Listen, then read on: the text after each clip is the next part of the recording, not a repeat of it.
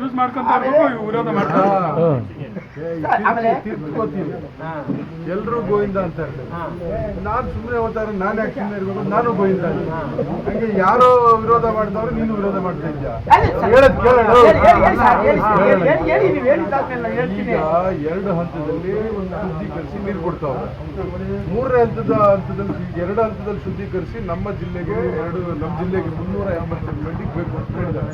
ಈಗ ಇನ್ನು 300 MLD ಸಿಕ್ಕಿಲ್ಲ ನಮಗೆ. 220 MLD ಸಿಗ್ತಾ ಇರೋದು. ಆ 380 MLD ನೀರು ಸಿಕ್ಕಿದಾಗ ಎಲ್ಲಾ ಕೆರೆಗಳು ತುಂಬಿಸೋದಕ್ಕೆ ಒಂದು ಅವಕಾಶ ಸಿಗ್ತದೆ. 3ನೇ ಹಂತ ಶುದ್ಧೀಕರಣ ಮಾಡಿದ್ರೆ ಅದ್ರಲ್ಲಿ ಅರ್ಧ ಸಿಗ್ತದೆ. 40 MLD. 3ನೇ ಹಂತ ಡ್ರಿಂಕಿಂಗ್ ವಾಟರ್ ಅದು.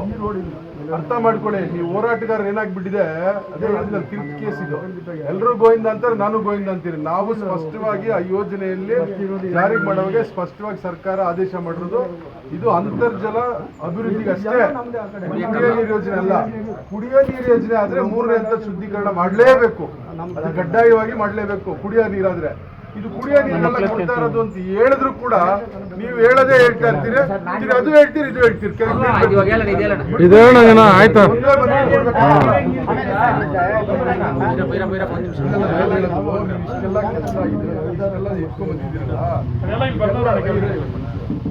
ಒಂದು ಮನವಿ ಪತ್ರದಲ್ಲಿ